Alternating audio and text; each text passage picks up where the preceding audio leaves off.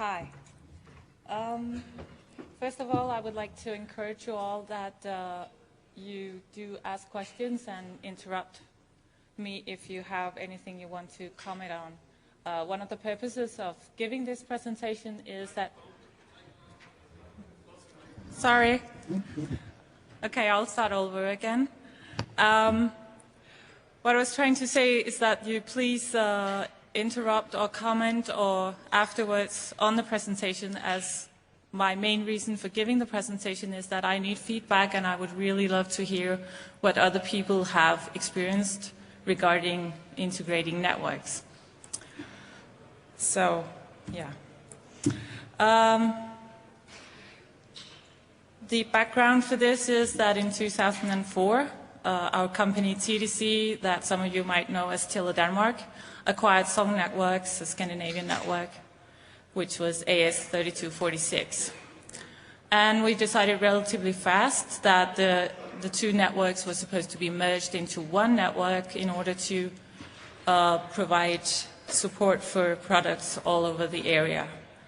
And the main product that we wanted to support was Layer 3 MPLS VPNs, which were the main reason for acquiring the network in the first place.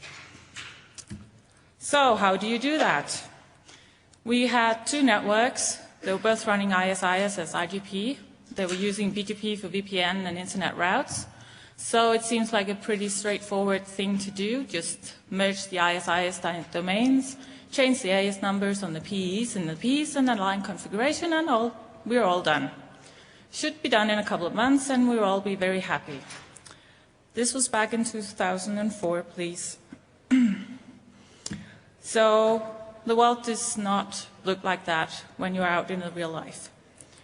The acquired network consisted of 4 areas, which was basically spread out on 4 Scandinavian countries, each operated and designed by a local group of engineers.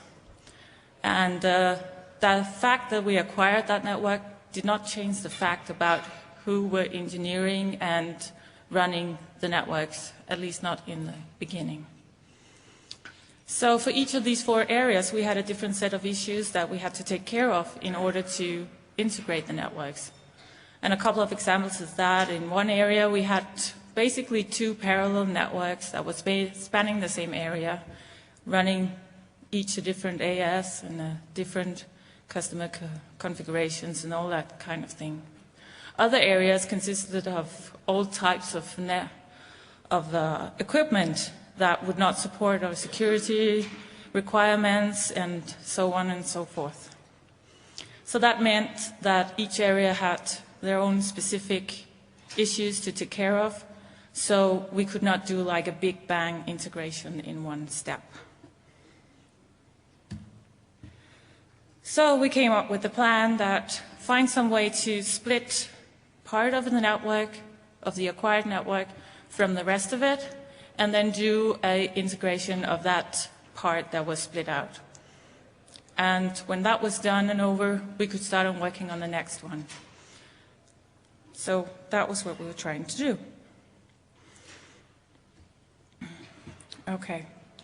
So, but in order to get started on this one, we needed to get the MPLS Layer 3 product, Layer 3 VPNs, working, spanning the 2 different ASs and the 2 different networks before we could sort of get starting on working on the integration.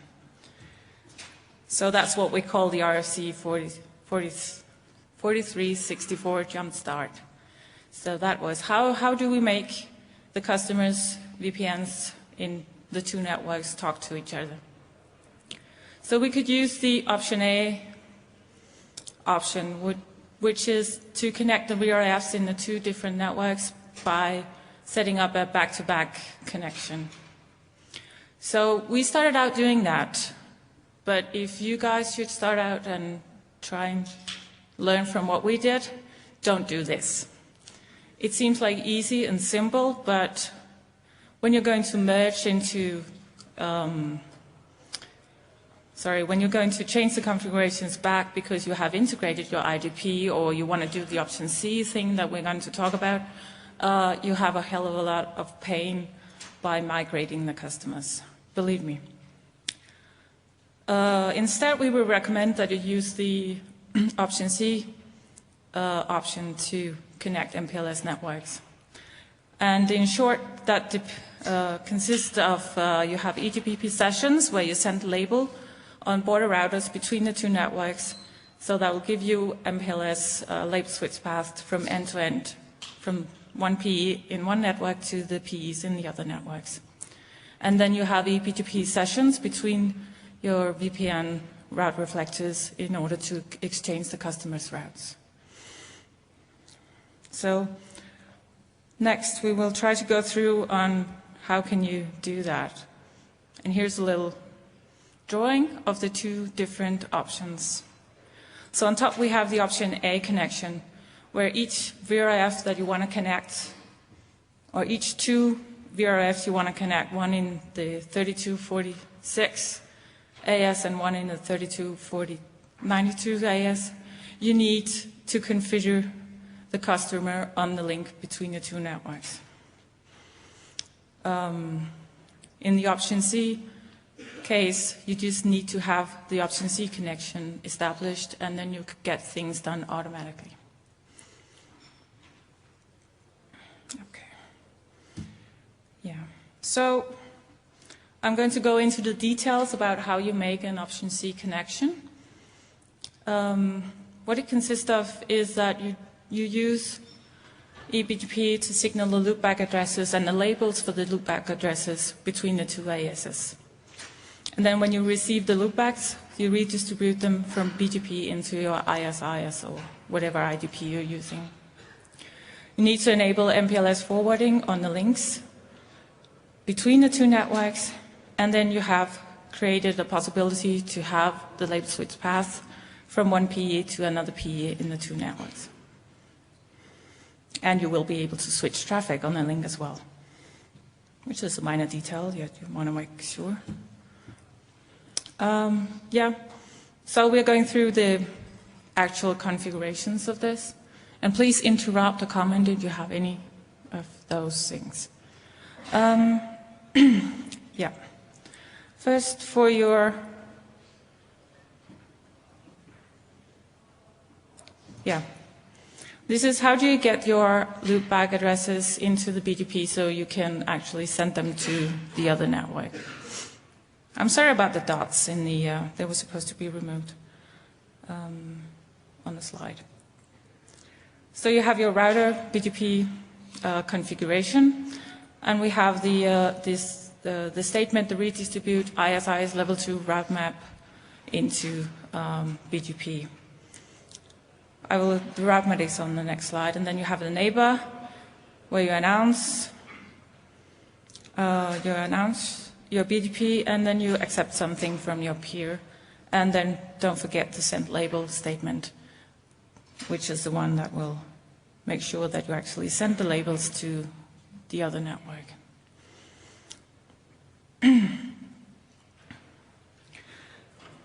Yeah, and also when you're doing this, you have to be very careful about doing the right route maps and prefix lists. So be careful that you do not redistribute your own ISIS loopbacks into your iBGP, because then you get a lot of routing mess and loops going on. So here are the route maps, which basically just is a prefix list of your loopback addresses. And the inbound route map is where you would accept all your loopback addresses from your peer, and you will also accept the labels from the peer. And the outbound route map is that you send your loopback addresses and that you set the labels and send the labels as well over the BGP session. And then below, is it possible to see the last lines? I hope so. The last lines on the slides are just the loopback prefix lists. So, okay, so now we have sent the loopback addresses to the other network, and now we need to receive loopback addresses over the BGP session, and how do we redistribute it into ISIS. You do that under your ISIS statement, and then you, redistribute the route map. Again, you have to be completely sure about which addresses do you want to redistribute and which addresses do you not want to do that. So that's why we have all the prefix list stuff going on. And also, just to be safe, we have a small precaution that we do not redistribute more than 1,000 prefixes. So in case of an error, we do not take the whole BGP table and redistribute into our ISIs. Strongly advise not to do that. Yeah. So here is an output of the routing table, trying to show an IBGP on an loopback address from our peering network. And we see that we are getting the address from the option C connections, and we have the next hop is the link address, and then most importantly we see that we have labels on that route over the external link. And here is the same, you just show IPsef, and the main point of this slide is to see that we have labels on the route. So it is label switched over the interface. Okay, so that was the configuration. So how do we actually do the whole process of splitting up the acquired network? So we are going to try and illustrate this. If you have a look at the drawing, we have the white routers, that is the 3292 routers, and the colored routers are 3246 routers, and the goal is to split the yellow routers out and integrate, in order to be able to integrate them ISIS and BGP-wise. So we call the yellow for area 2, and the blue routers are area 1, and those are the part of the remaining network. So in the beginning of the operation, we have a connection. We already have an option C connection between the white network and the blue, and the two areas are still connected with ISIS links. And we have a transit connection from the peer router to the blue network.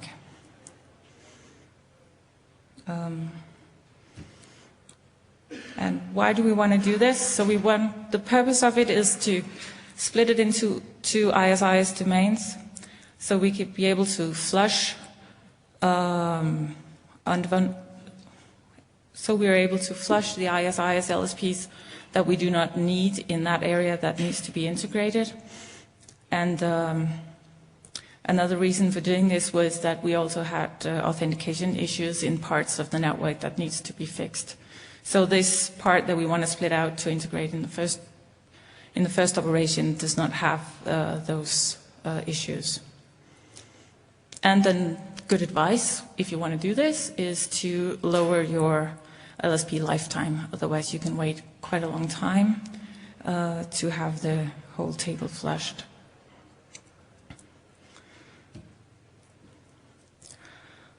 Okay, so this is the next step in the operation. Now what we do is that we established a link from the 3292 routers into the yellow area, and on that one we configured two VLANs because it was an Ethernet link. On one VLAN we made a pure IP transit connection, and on the other one we configured an option C connection. And on this option C, in the direction from the yellow to the white, they signaled all the loopbacks just from the yellow area and the labels with them. And in the direction from the white network to the yellow network, we would also signal not only the loopback addresses from the 3292, but also the loopback addresses from the area 1, that is the blue area. Similarly, we would change the configuration on the existing option C between the white part of the network and the blue, so that on top of the white loopbacks, we would also signal loopbacks from the area 2, that is the yellow part of the network. And from the blue part of the network, we would only signal the loopback addresses from that particular part of the 3246 network. So, yeah, that was what I did.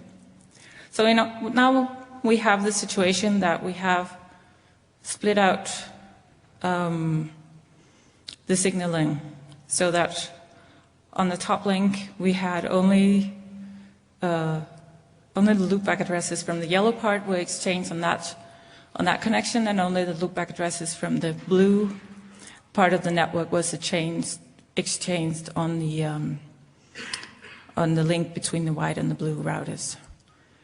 So in this situation, raising the metric on the link between yellow and blue, on the direct link between the yellow and the blue part of the network, would then cause the traffic to, the MPLS switch traffic to move to the links and go over the 3292 part of the network, which is following the green route on the drawing. So that made quite a smooth transition of the traffic between the two parts of the network, so we could now shut down the ISIS link without causing any packet loss or anything for the customers. Okay. Yeah. So after shutting down the link between the two parts, what we needed to do then was just to wait for the lifetime of the LSPs to time out. So we were sure that we only had the LSPs that we wanted to have in the network before we could shut down the option C and configure ISIS on the link. And then we were done.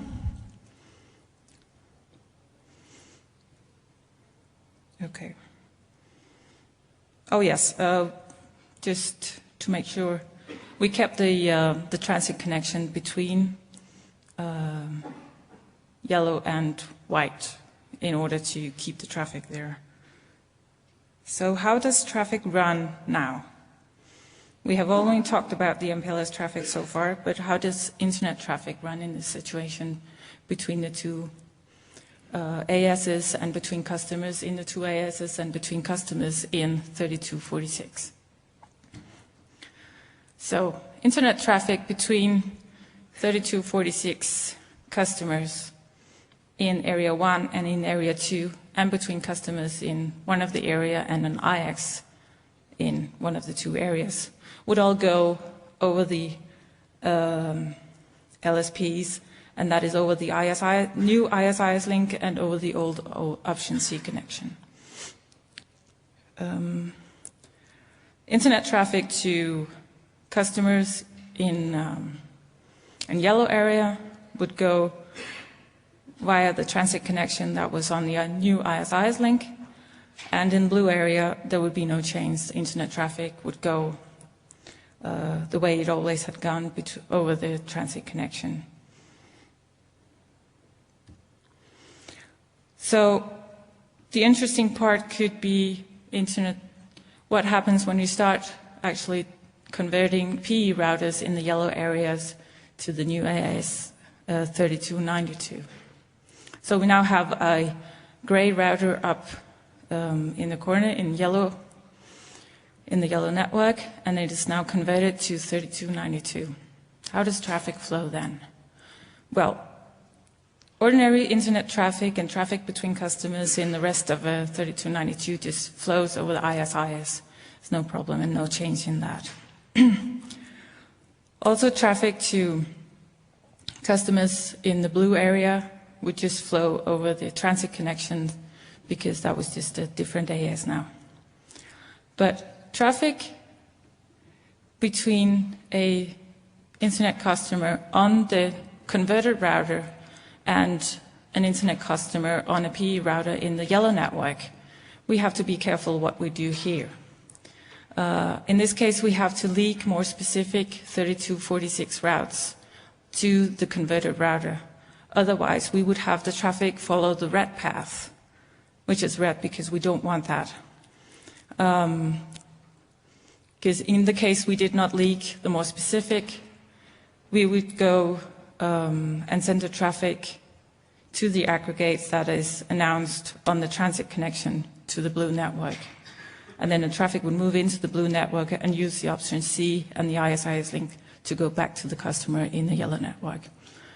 That is not a desired situation. But it was easily fixed by leaking the more specific internet routes. Yeah. So a little checklist about what you need to have in place if you try to do this is have a low LSP lifetime in the domain you want to integrate. Otherwise, you have to wait for a really long time for the database to purge. And also, you need to be in total control if you want to do authentication or if you don't want to do authentication. You cannot have some parts doing it and some parts not doing it. And that is almost about it, except that you also have to have total control of which loopback addresses are used in which areas of the network. Yeah. So a little bit about the actual networks that we did this in. 3292 is a flat layer 2 domain. And before we started integrating, we had about 1,300 LSPs. That includes the pseudonodes. And 3246 was also a flat layer 2 network with about 600 LSPs. And now we are about 2/3 of the 3246 have been integrated now. And we have around 1,600 LSPs now. The two numbers does not add up. That's because we have been taking down a lot of routers in the process as well. Currently, we don't see any need to split the whole network into layer 1 or layer 2 domains. And we haven't had any issues after we have done integrations. It's been all very smoothly. So what type of gear have we been working on, and where do we know what to do with ISIS? We've been working on 7200, 7300, 7600 GSRs and CRS1s, and we were running iOS 12.3, 12.2 SB, 12.2 SRI, and so on and so forth. And we also had some Junipers in the network, MTRs, M160s, and M320s. For the configuration examples I had, we also had option C connections done on Junipers, so that in case anybody want to know how to do it on Junipers, just send us an email and we can tell you. So now I want to talk a little bit more about why do we like the option C connection option better than the option A. So option A is very easy to interconnect two VPNs into different ASs, but you do need configuration for each customers on the link that are interconnecting the two networks. If you want to add some more capacity, you have to move the customer's configurations to either more circuits or to a new circuit with more capacity on. QoS mapping is not really that easy. And also you need to be sure that the routers that you do the interconnect on is scalability, because you need to carry all the routes for every VRF that you're going to interconnect. If you use your option C, which is more a connection between the two networks, more considered as a backbone connection between two parts of a network, you do not need any customer configurations on that one. You just make it as you would make any other backbone connection. Sorry. The VRFs are configured on the PEs, but not, again, only on the PEs in both networks. You can make QoS work end-to-end, and you would have services as Ethernet or MPLS, via PLS, and all that kind of stuff would work over that connection as well. And, well, for where I work, adding capacity to the link would also be quite an easy task compared to the other one. So we try to make a drawing on how do we set up the customers and how do we make sure that the customers' VRFs are connected and that they work. So we have the two networks. 3292 is the blue one and 3246 is the green. And we have an OptGC connections between two AS border routers. And then we have an eBGP session between the VPN route reflectors. So we have customer who's, this is a new customer, so we're setting him up from scratch so that he will work in both networks right away. So we just make sure that we have the same RT-RD configuration in the two networks, and then when the routes are exchanged on the BGP session, then they are imported into the VRF right away, so it's simple and works. On the next slide, we have a situation where we have a VRF in one network with one RT-RD, and we have an existing VRF in the green network. So how do we connect those two using the option C connections? What we do is that we pick one network, and in that one configuration, we just add a route target that matches the route target in the 3292 network. Now we have the right route target, and we make sure that the routes are imported into the VRF on the 3292 PE. So, yeah. So where are we now? We have split out two domains of 3246 and integrated those, and that went very smoothly, and we had no major issues. And the last part of the network is supposed to be integrated within the next couple of weeks, according to the plan. So we have people quite busy right now doing the preparations for that. And questions and comments? If you have anybody later, please feel free to email us, but also please come and ask now.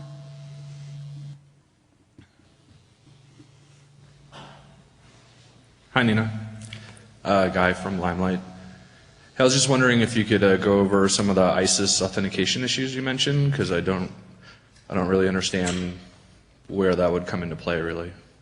Okay. Michael. Yeah.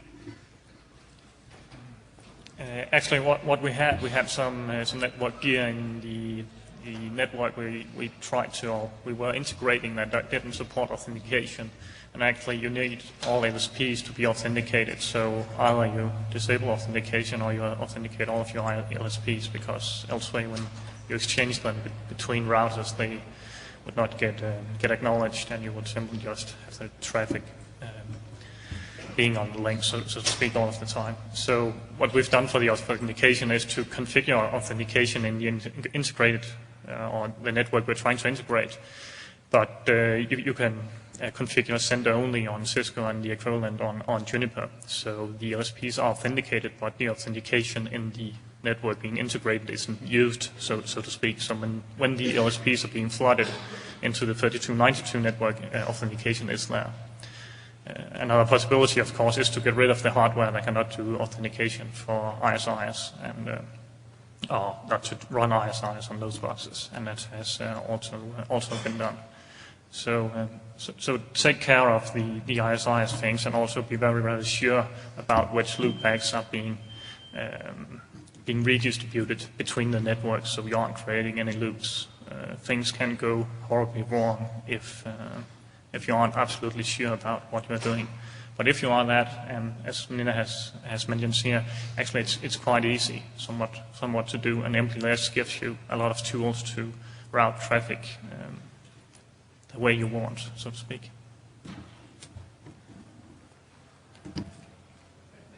Thank you.